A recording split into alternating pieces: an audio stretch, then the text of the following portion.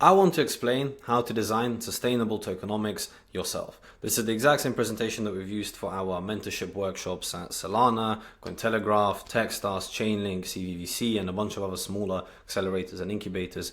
And today we thought, why don't we record a video just so that everyone has access to this. So let me make myself small just so you can see very clearly, and I'll put myself over there. Let's begin. Firstly, it's just a bit more information about us. We have worked with many projects, we have raised a lot of money, some of them have launched and have high valuations, so on and so forth. So, firstly, what is tokenomics? People often think that this table right here, these tables, are the tokenomics. It's just allocations, vesting schedules, etc. That is the same as I mentioned here, looking at a horse and calling it a car.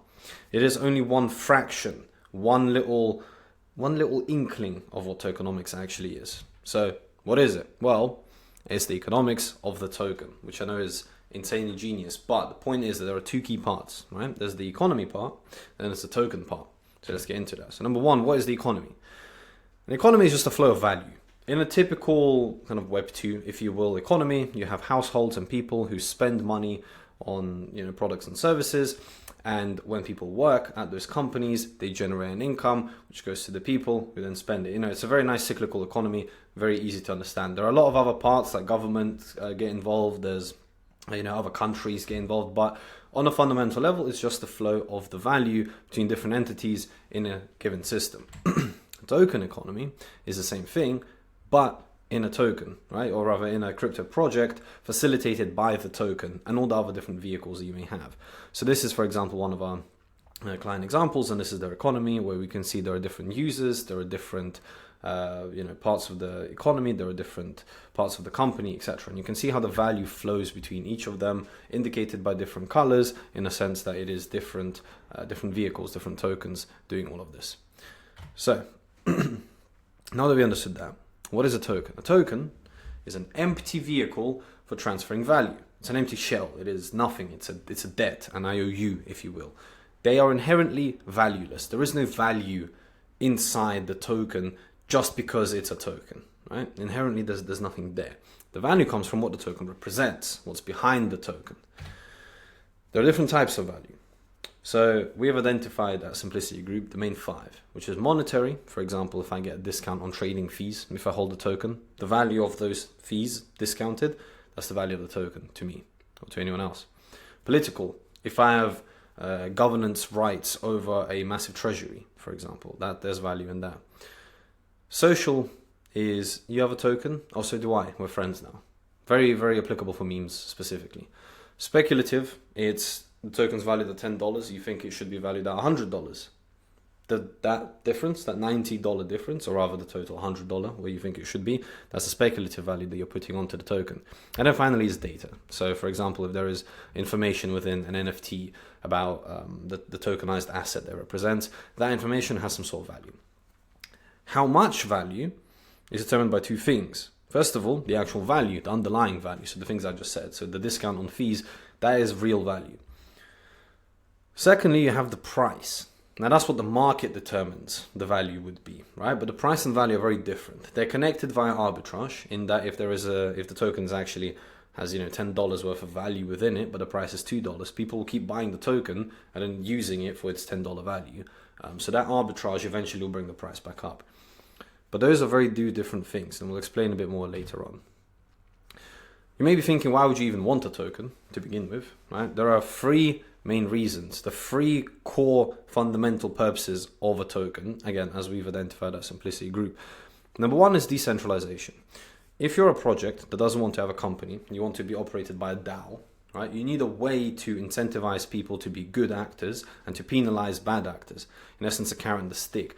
And the token comes in very useful for that because you can, first of all, you have control over like inflation and emission rights and everything like that. So when you code it in, so you can code in rewards and incentives for people who are acting, positively, and you can at the same time code in penalties, like for example, slashing a validator's stake if a person is misbehaving. You can't do that with something that isn't your token because first of all, you don't really have control over Well, this is actually the second point now, which is sovereignty. You can't really do that without your own token because you don't have control over your fiscal and monetary policies. You can't mint new tokens if you're using USDT, for example, within your project.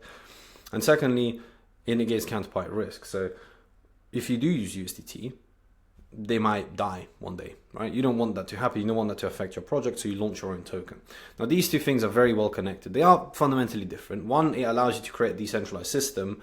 The other one is it allows you to avoid counterparty risk, right, and have more control. You can have sovereignty without decentralization, right? You can still have a company at the core, but you still want to use your own currency within your ecosystem. That's just sovereignty. You can have decentralization without particular sovereignty, but the two kind of go hand in hand from that perspective.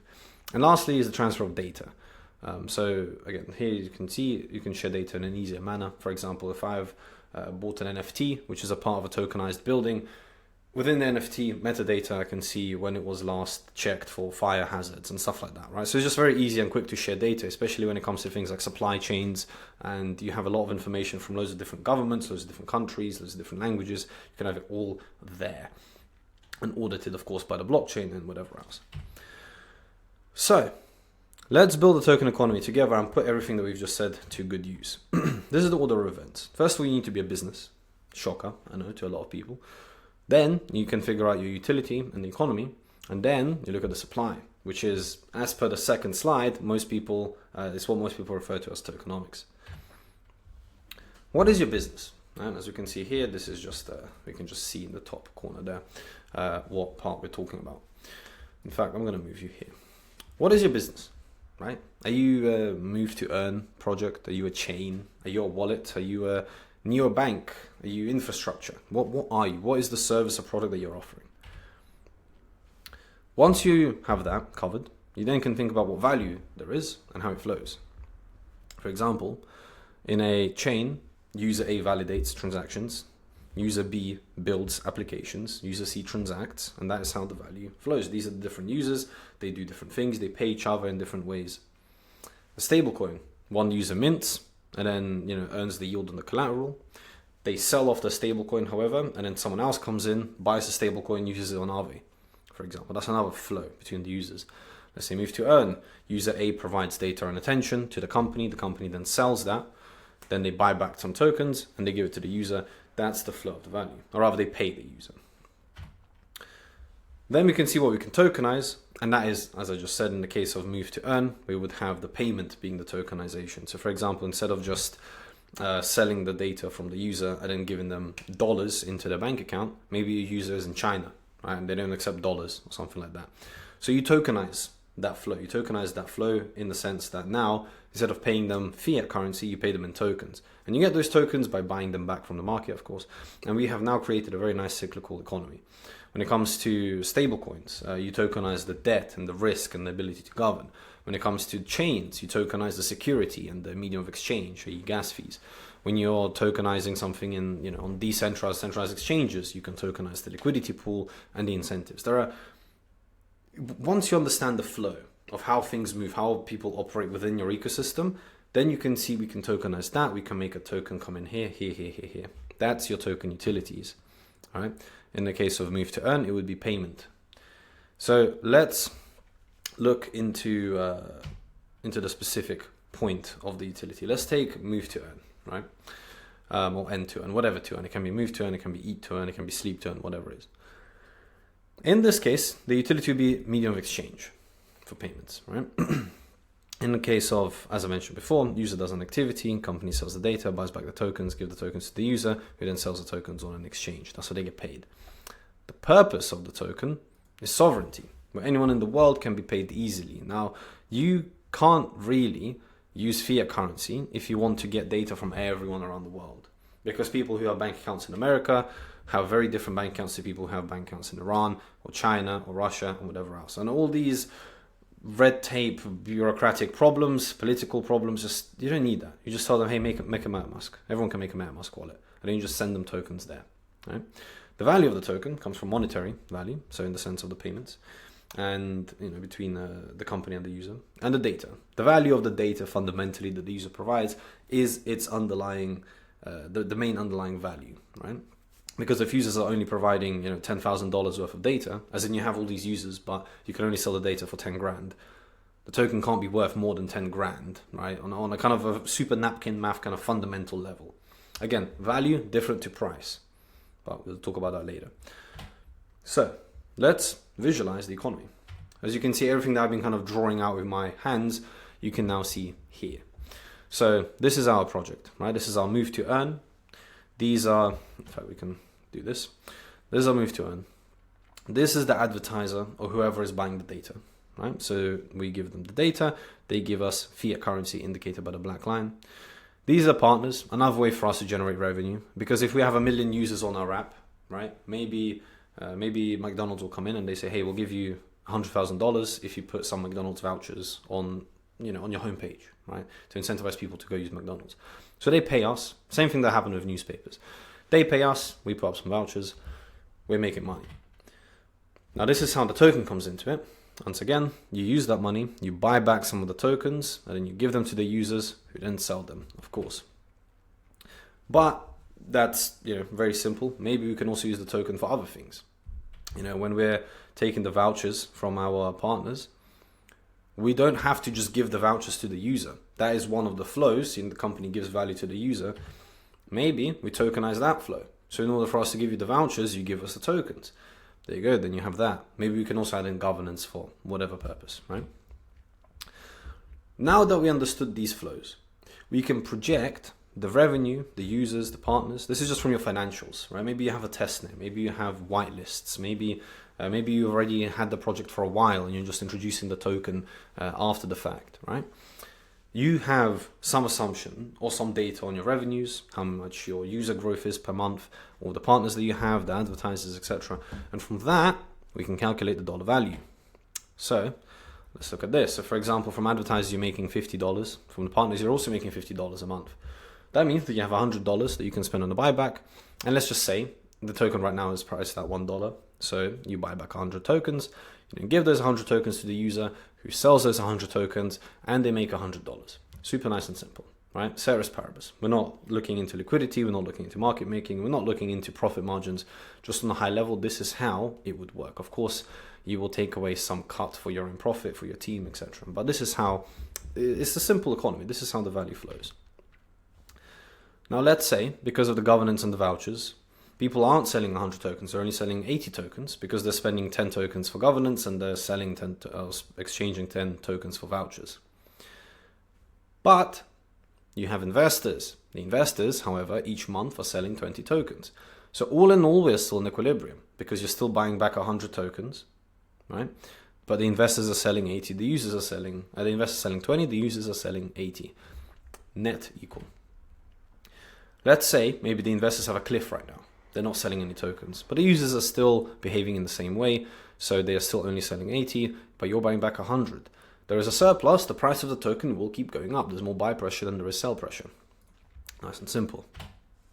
However, if you, unfortunately, didn't do very good tokenomics, your investors are selling now too many tokens, right? The amount of sell pressure is too high. Maybe the valuation is too high, or in this case, it's just the vesting schedules are too short, right? So per month, the investors have a lot more tokens than you thought, right? Maybe, or that you assumed calculated for. So they're selling 100 tokens. The users are selling 80 tokens. You only have enough money to buy back 100 instead of 180. There is a deficit.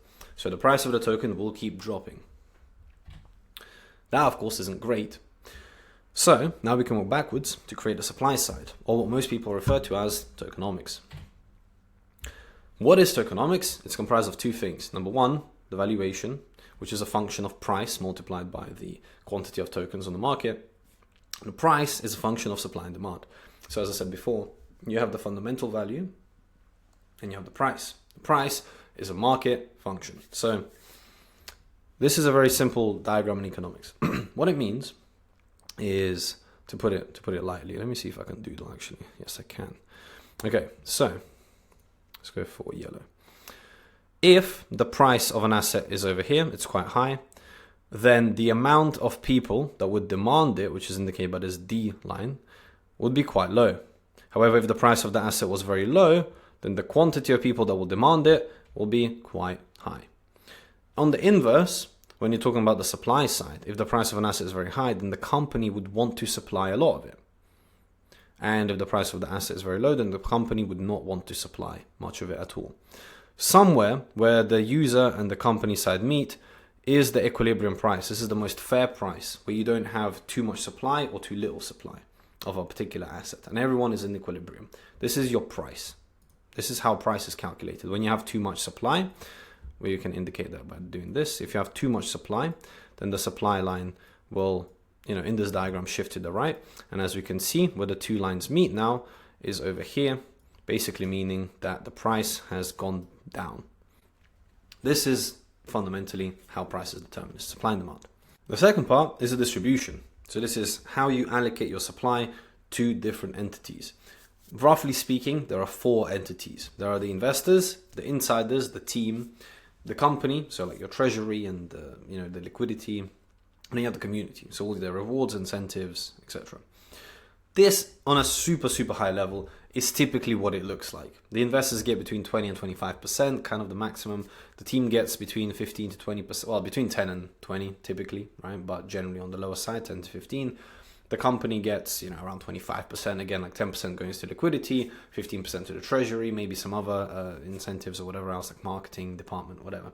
And then the rest goes to the community, which is a big chunk. We've done statistical analysis, actually, and the more you allocate to the community, the better. Just a little note.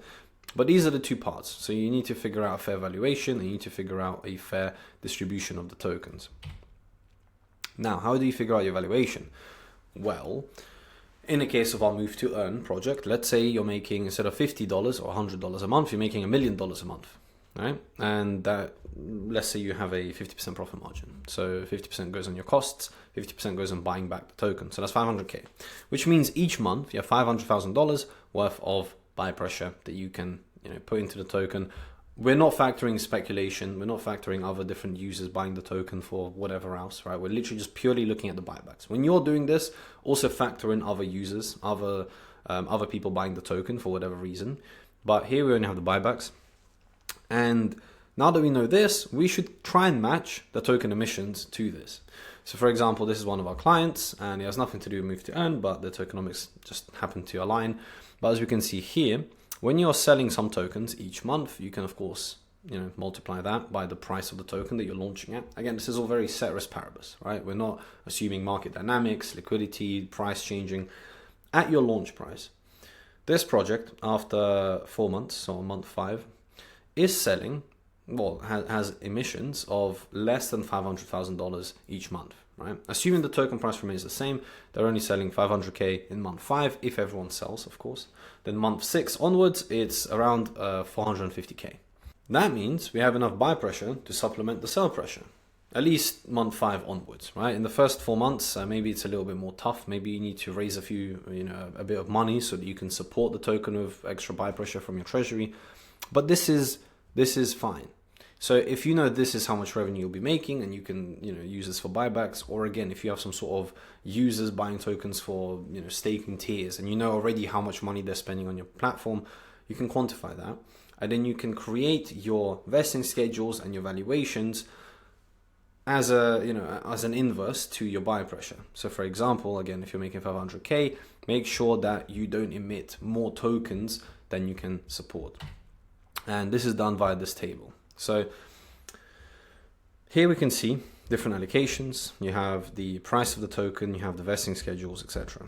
And the whole point of this table is to distribute the tokens and to visualize how you're going to distribute the tokens. So you can play around with the numbers here, and that will make sure that the numbers here make sense.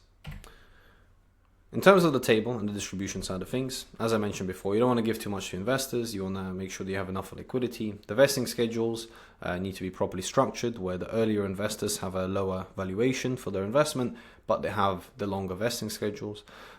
We have an article explaining how to design the fundraising tranches for investors, and also in general on tokenomics. Feel free to check it out. I will showcase that later on in the video. Now, the common mistakes of tokenomics are these 5. These are the main 5 problems. Number 1 is high valuations, right? That means you just have too much sell pressure. So if you assumed that people will be buying, $10 million of tokens each month, then maybe you want to launch a token at $200 million fully diluted valuation. And that means whenever someone sells, like 1% of the supply, maybe it's a big VC unlock or something, but when they sell 1% of the supply, they're selling $2 million worth of tokens. Maybe you assumed that you have enough users to buy that, or maybe you thought your treasury is big enough so you can keep buying back those tokens. Whatever it is, if the valuation is too high and you actually can't support that, the amount of value that people, the amount of tokens and the value that people will be selling will just be too much. So the token price will keep dropping. So that when someone sells 1% of the supply, instead of selling $2 million worth of tokens, they're only selling 500K worth of tokens, right? Because the price of the token has dropped down by like 75%. That, of course, if you do that, if you figure that out after you already launched the token, means that your token has gone down, which isn't great. And it looks pretty bad, especially if it goes down by 75% or more. Terrible. Short vestings is the other side to this equation. So, we just explained $200 million valuation and you're selling 1% of the supply. Maybe your valuation is actually $50 million, right? So you already start low. However, people aren't selling 1% of the supply. Each month they can sell 4% of the supply, right? Because your vesting schedules are too short, which means that each month there is just more tokens being sold. You're still selling $2 million, right? Your valuation is low, sure, but the vestings are so short that you're still selling $2 million because it's 4% of the supply. No bueno, shocker. But that also equates to too much sell pressure. Unfair valuations create FUD. So for example, if you allocate 30% to investors and 20% to the team, why? Everyone has equity anyway. What are you doing? Don't give the tokens to people. It's a utility token. Right? So unfair allocations like that will just make everyone fudge you, and you're not going to get investment, you're not going to get on exchanges, and if you do, people will just instantly nuke your token. Not enough liquidity just causes volatility. A lot of people don't understand how much liquidity you need to deploy into DEXs or how much liquidity you need to give to decentralized exchanges. The more you give, the better, the more stable your price is, the more buyback opportunity the market makers have. And finally, not appealing to investors, exchanges or launchpads obviously means that you're not going to raise and you're not going to list. Final words. This is the reason why most tokens die on launch. First of all, you have bad tokenomics. As I just mentioned, you have too much sell pressure, right? Maybe the valuation is too high, maybe the vesting schedules are too short.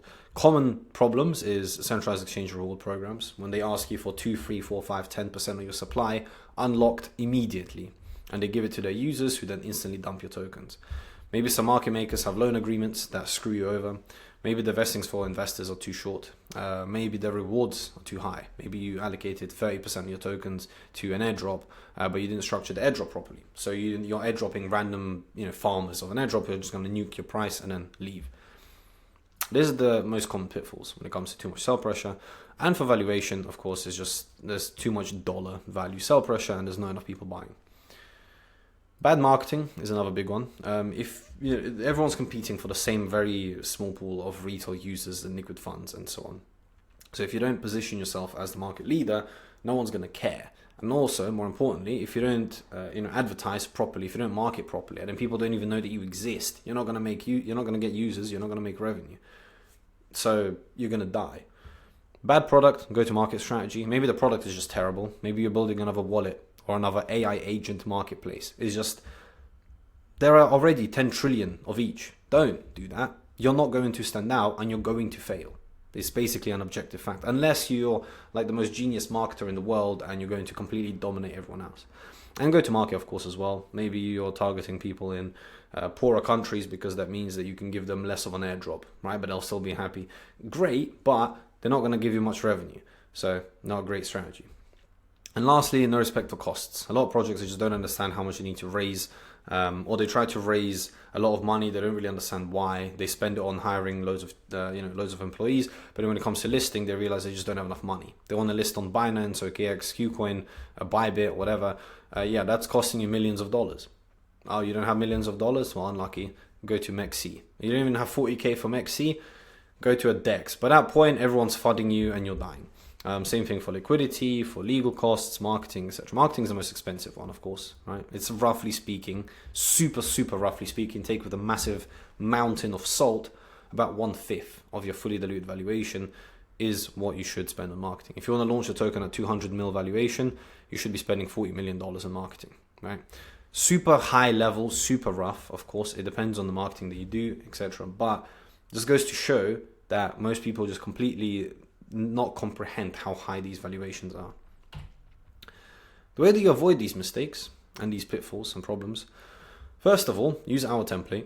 So we made our very, very extensive tokenomics template free for everyone to use because we realized some people can't afford the services, and there are existing free templates on the market which are terrible. They are objectively bad and they are worse than our template. So we made our one free. It has a lot of information in it. It has the table that you just saw. It has the emissions. It has the investor return on investment, and like the month they become profitable. It has liquidity modeling. It has your sell pressure model. It's very comprehensive. Check it out, use it. Go on our Telegram channel, Simplicity Group. It's the latest pinned message, but maybe you're seeing this a bit later on. It's just a 910th message, but you can just search template and it'll pop up. Secondly, read these articles and some other ones. On our blog, we have a section called Tokenomics Tuesday, but also we have other research there. Read the article on fundraising tranches. Read the article on how to correctly value your tokens. Read the article on how to launch a token. All of these are very, very useful. And there are a lot of other articles that we have published which explain everything that you need to know. Have a look. Lastly, of course, these are some of the articles. Like we have an article on burning and why burning is usually a terrible utility. Same with staking. Staking is pretty much always a terrible utility unless it's used for validation or something like that. But read these, check these out.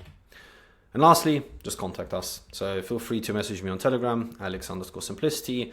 Follow our channels. Feel free to email us. But always here to help. Happy to answer any questions. If you message me saying, "Hey, I saw your presentation. This ecosystem showed it to us," or maybe I saw it on a YouTube channel, I'm very happy to reply. I'm happy to reply anyway if you're asking me a genuine question. But if you say that, let me know, because then I'll understand the context of where you came from and what I should say. So feel free to ping us, and yeah, good luck with designing a token economy. Of course, if you want professional assistance, message, and have a great rest of your day.